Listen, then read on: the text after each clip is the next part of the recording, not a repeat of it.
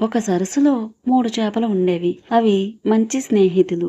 ఒకటి తెలివైన చేప, రెండోది ఆలోచించి నిర్ణయం తీసుకునే చేప, మూడోది నిర్లక్ష్యంగా ఉండే చేప.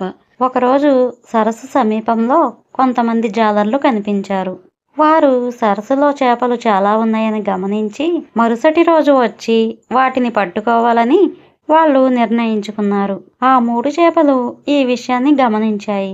తెలివైన చేప వెంటనే తన మిత్రులకు చెప్పింది, ఈ సరస్సు ఇంకా మనకు సురక్షితం కాదు. మనం ఇక్కడి నుంచి వేరే సరస్సులోకి వెళ్ళడం మంచిది అని తెలివైన చేప అంది. ఆలోచనాత్మక చేప కొంత ఆలోచించి, ఇది నిజమే, కానీ నేను వెంటనే దూరం పోవడం కంటే ఒక మార్గం ఆలోచించి నా ప్రాణాలు కాపాడుకుంటాను అంది. నిర్లక్ష్యంగా ఉండే చేప నవ్వుకుంటూ, ఈ సరస్సు మనది, మనల్ని ఎవరు ఏమి చేయలేరు అని అనుకుంది. మరుసటి రోజు జాలర్లు వచ్చారు. తెలివైన చేప ముందుగానే సరస్సు విడిచి వెళ్ళిపోయింది.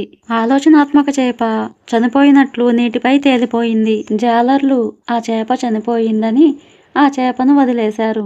ఆ చేప సురక్షితంగా దూరంగా వెళ్ళిపోయింది. నిర్లక్ష్యమైన చేప ఎలాంటి జాగ్రత్తలు తీసుకోకపోవడంతో జాలర్ల వలలో పడిపోయి తన ప్రాణాలు కోల్పోయింది. ఈ కథ నీతేంటో తెలుసా ఫ్రెండ్స్? తెలివితో ముందు జాగ్రత్తలు తీసుకోవడం అవసరం. సమస్యలను నిర్లక్ష్యం చేయడం వలన ప్రమాదాలకు దారితీస్తుంది.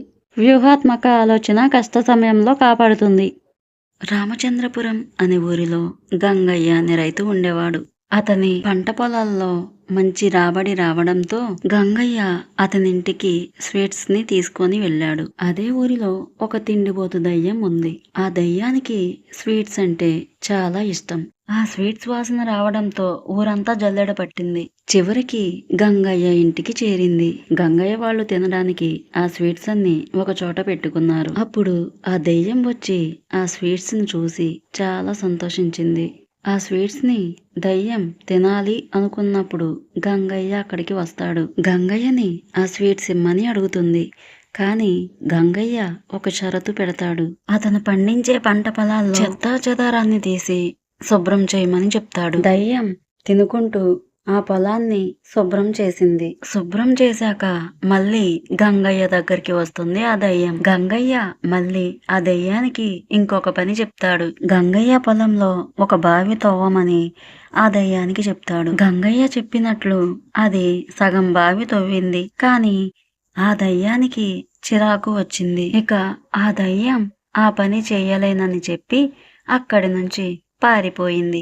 ఈ కథ నీతేంటో తెలుసా ఫ్రెండ్స్? ఏ కష్టాన్నైనా సరే తెలివితో పరిష్కరించవచ్చు.